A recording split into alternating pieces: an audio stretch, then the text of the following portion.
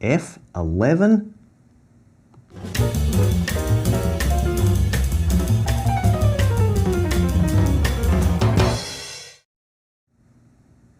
Hey guys, I hope you're all doing well. In some previous videos, I've talked about the Canon EOS R5. Now, even though I'm a Sony shooter, I'm really interested to see what Canon is going to do with this camera and with the whole ecosystem of the EOS R cameras and the RF lens mount. One of the things I've talked about is the fact that it may be hard to adopt that camera because there are no long prime lenses on the RF lens roadmap. So in the last few days, there have been some rumors floating around about some long prime lenses that Canon might be developing on the RF lens mount. And the lenses that are rumored to be in development are a 600mm and an 800mm lens. Now, if Canon was to release, say, a 600 f4 or an 800 f5.6, which people expect them to do at some point, that would be fantastic. It would be very exciting. It would definitely make that platform more compelling.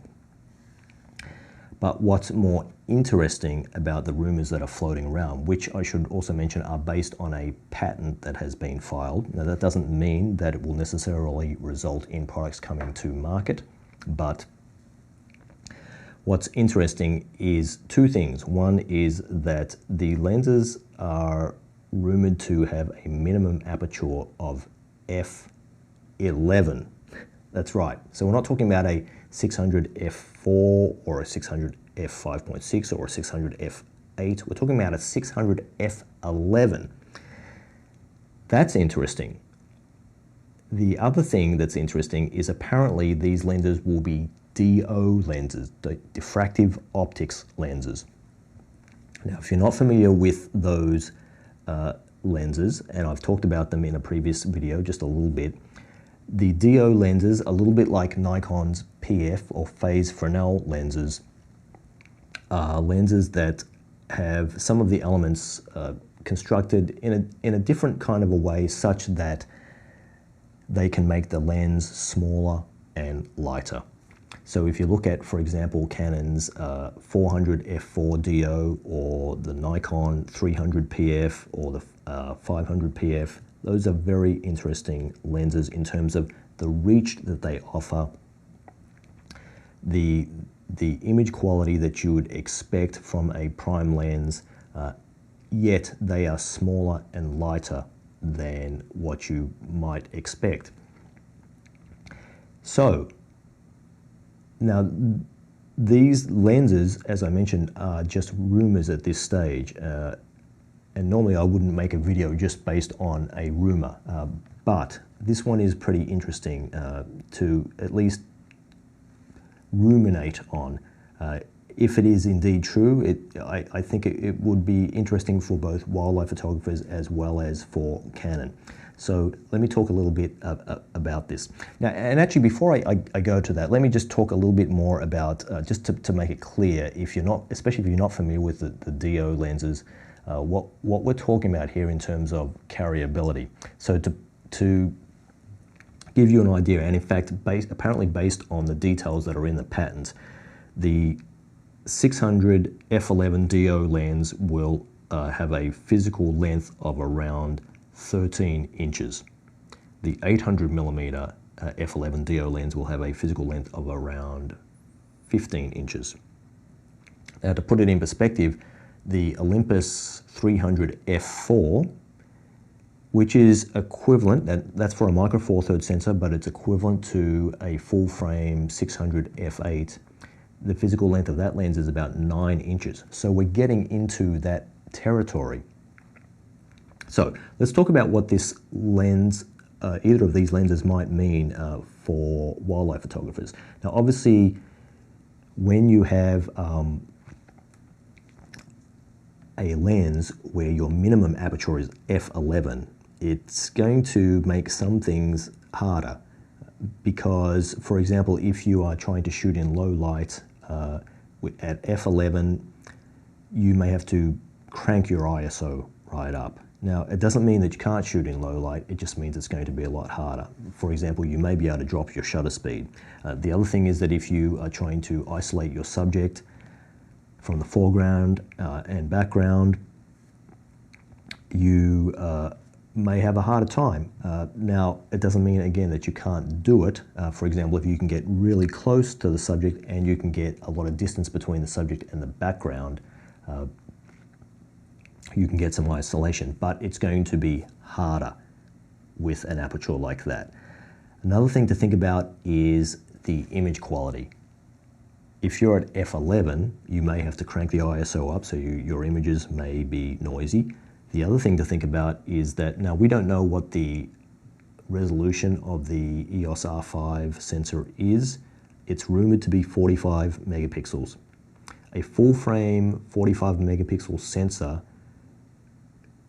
you will start to see the effects of diffraction at f9, at least in 100% crops.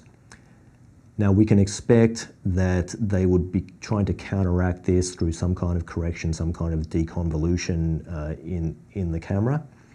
The other thing to think about also is that with these DO lenses, you don't get anything for free right now. So there are sometimes issues with lenses like that, and like with the Nikon PF lenses, with flaring, for example, and sometimes the bokeh is a little bit funny. So it will be interesting to see what the image quality would be with these lenses if they come to reality. It will also be interesting to see what the autofocus will be like at f11. Now, another thing to think about is just if these lenses are real and they are smaller and lighter and less expensive, that means that those focal lengths, 600 and 800 millimeters, will be more readily available to people. And I talk a lot on this channel about how I think it's really important to get gear that supports the way that you shoot, your style of shooting. And the thing is, and when you can't do that, you know, sometimes you have to adapt to your style, to the equipment that you have. So here's the thing, if you are able to get easier access to a focal length like 800 millimeters, will that change the way that you shoot? And because one of the things is that most wildlife photographers at one stage or another tend to shoot too tight. It's like the number one thing that you see. It's the number one mistake that everyone makes, or it's the number one way in which they change over time. And in the beginning, everyone is always trying to crop in as tight as they can and fill the image with the subject. And sometimes just because you can, it doesn't mean you should. So if you can always have access, if you can get easier access to, say, 800 millimeters, how would that affect your style of shooting? It's an interesting thing to think about. Now, we should put this in perspective, though, because the thing is that if you, say, have, now we don't know what the resolution is going to be, as I said, of the EOS R5 sensor, but if it's 45 megapixels and you have a 600 millimeter lens on there, and you crop an image taken with that setup down to 20 megapixels, you get a effective focal length of about 890 millimeters.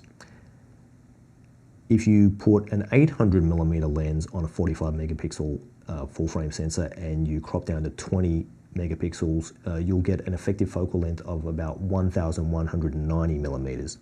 Now, if you have a 600 millimeter lens on a 60 megapixel sensor like the Sony a7R4, you're getting about 1,030 millimeters when you crop down, effective focal length when you crop down to 20 megapixels. So in other words, people who are shooting with the Sony a7R4, you get the advantages of that resolution. You only really need 600 millimeters to get the same effective focal length that you might need an 800 millimeter lens for on a 45 megapixel sensor. So just something to think about. let's talk a little bit about, if these lenses are real, what it might mean for Canon. So one of the things I think that's interesting is that, you know, Canon are starting from a place of coming into the mirrorless game late, and they are now at a stage with the RF mount where Sony was with the E mount many years ago. If they were to release these lenses, it could help accelerate the adoption of the RF lens mount and cameras that use that mount, because they are increasing the pool of possible people who might consider this camera. So let's say, for example, someone who is not shooting wildlife all the time. Let's just say wildlife is something that they only shoot occasionally. They're not going to go and invest in, or they're unlikely to invest in a 600mm f4, right, or a 800mm f5.6. But one of these rumored lenses that would be smaller and lighter and less expensive gives them the possibility to have that focal length without such a major investment. Another thing to think about is that there will be shooters who know that they want those focal lengths, and they know that they want big apertures. They know that they want a 600 f4, or they know they want an 800 f5.6. And it will take some time for those lenses to come out. That's what we expect. But these lenses could be an interesting interim solution, a stopgap. And in fact, when I moved to the Sony platform, I went through exactly this. So I knew that I wanted a 400 f2.8, but they didn't have it. So I shot with the 100 to 400 for a time.